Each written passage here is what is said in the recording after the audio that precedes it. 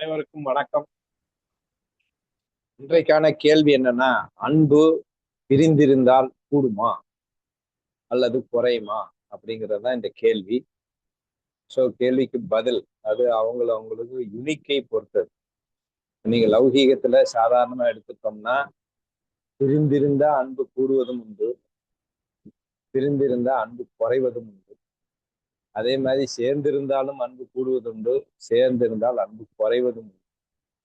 அது அவங்களுடைய தனித்தன்மையை பொறுத்தது. ஒரு சிலர் இருப்பாங்க, பிரிஞ்சிட்டோம் அப்படின்னா அவனை பத்தி பிரிஞ்சிட்டான், இதுக்கு மேல அவன் நமக்கு ஆக போறது இல்லை, மனசு கஷ்டமா இருக்கு, என்ன பண்றது, அவனை பத்தி நெகட்டிவா நினைச்சு சரி பிரிஞ்சது சரிதான் அப்படின்ட்டு தேத்திட்டு அந்த பிரிவினால் அவனுக்கு ஒரு பிரயோஜனம் இல்லாம அன்பு வளராம வெறுப்பை வளர்த்துட்டு ரிலாக்ஸ் ஆயிட்டு போயிட்டே இருப்பான்.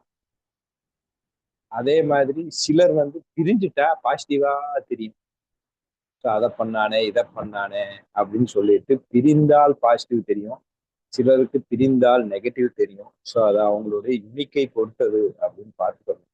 இப்ப இதுல பொதுவா நம்ம பார்க்கணும் அப்படின்னா, அன்பு பிரிந்தால் கூடுமா அப்படின்னா அதான் அது அவங்கள தனித்தன்மை வாய்ந்தது.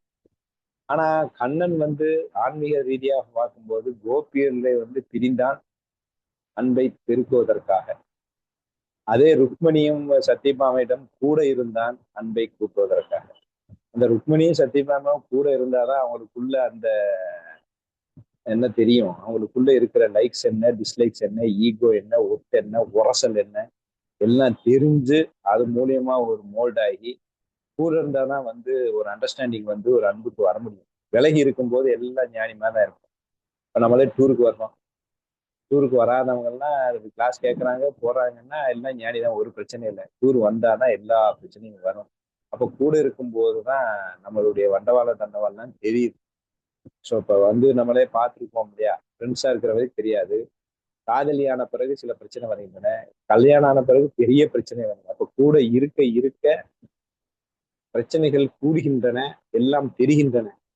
அப்ப முழுமை தெரிகின்றன அப்படிங்கிற மாதிரி வருது கூட இருந்தா. விலகி இருந்தா என்ன ஆகுது அப்படின்னு பார்த்தா, விலகி இருந்தா நமக்கு அந்த ஒண்ணுமே தெரியல, நமக்கு பிரச்சனையே இல்லை அப்படி ரிலாக்ஸ் ஆகிற மாதிரி தெரியுது ஒரு வகை.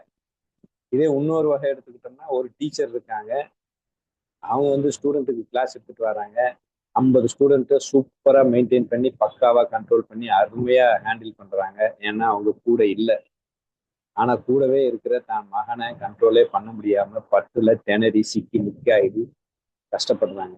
அப்ப கூட இருந்தா கஷ்டப்படுவதும் உண்டு, பிரிந்திருந்தால் தெளிவாக இருப்பதும் உண்டு. அதே மாறாக கூட இருந்தா தெளிவாகவும் பிரிந்திருந்தால் கஷ்டப்படுவதாகவும் இருக்கிறது. இதுதான் உண்மை, யதார்த்தம். அது அவங்களுடைய யுனிக்கை பொறுத்தது. இதே உத்தவனை எடுத்துக்கிட்டோம்னா, ராதே சொல்லிட்டா உணர்வு தான், நாம பக்தி உணர்வுல இல்லையோ அனைத்தையும் அனுபவிக்கலையோ, ராதை காலில் விழுந்த பிறகு 6 மாதங்கள் அவன் செல்லவில்லை மதுராக்கு. ஏன்?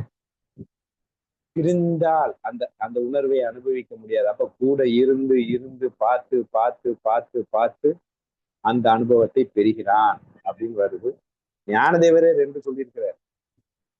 கூட இல்லாத போது அவன் குருவின் திசையை நோக்கி ஏங்கி ஏங்கி குரு ஊருக்கு போயிட்டு வந்தவனெல்லாம் காலில் விழுந்து கும்பிட்டு அந்த திசையை பார்த்து பார்த்து இல்லாதாக ஏங்கி ஏங்கி ஏங்கியே அவனை அடைகிறான். அதுவே அதே குரு பக்தியில குரு பக்கத்துல இருந்து அவருக்கு தலகாணியாகவும் செருப்பாகவும் ஜம்காலமாகவும் அனைத்துமாகவும் அவன் சேவை செய்து அவள் பாத துளிகளை கையில் ஏந்தி அப்படின்னு சொல்லிட்டு இருக்கும் போதும் அவன் உருகி உருகி உருகி அன்பை வளர்க்கின்றான், இல்லாத போதும் அவன் உருகி உருகி அன்பை வளர்க்கின்றான் என்று 2 விதத்தையும் சொல்லியிருக்கிறார். அப்ப ஏன்னா இங்க இருப்பதும் இல்லாததும் என்பது நம்ம கையிலேயே இல்லை. நான் இருந்துடுறேன் அப்படின்லாம் சொல்ல முடியாது. கர்மான்னு ஒண்ணு இருக்கு. பிரச்சனை பிரியலாம், இல்ல உடலை விட்டு உயிர் பிரியலாம், ஏகப்பட்ட விஷயங்கள் இருக்கு. அதனால நான் இருந்துருவேன் அப்படின்ட்டு கன்ஃபார்மா சொல்ல முடியாது.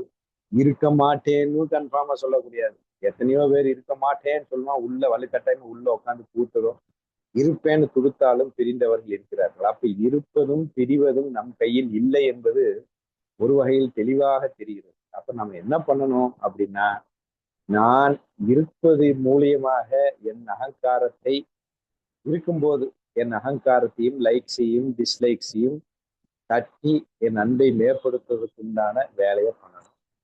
விலகிட்டேன் அப்படின்னாலும் என் ஆசை, ஏக்கம், என் அறியாமை, என் அகங்காரத்தை தட்டி அந்த அன்பை வெளிப்படுத்துவதற்கு உண்டான வேலையை பார்க்கணும்.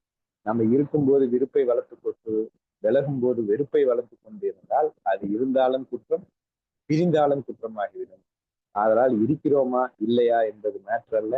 இருந்தால் அன்பை வளர்க்கின்றோமா, பிரிந்தாலும் அன்பை வளர்க்கின்றோமா? ஞானதேவர் சொன்ன குருபக்தி மாதிரி நான் அன்பை வளர்க்க பழகி கொண்டால் இருக்கும் இல்லாமையும் எனக்கு பெருசா பாதிக்காது, இரண்டும் அன்பாகவே மாறிவிடும் என்பதை புரிந்து கொள்ள வேண்டும். அப்படி இல்லைன்னா இருப்பு ஒரு விதத்தில் ஒருவருக்கு நல்லதாக இருக்கும், இல்லாமை ஒருவருக்கு நல்லதாக இருக்கும். அதனால் அது எண்ணிக்கை பொறுத்தது. ஆனால் முழுமையான அது ஒரு அன்பை வளர்க்க உதவாது என்பதை புரிந்து கொள்ள வேண்டும். ஸோ இதுதான் என்னுடைய ஆன்சர்.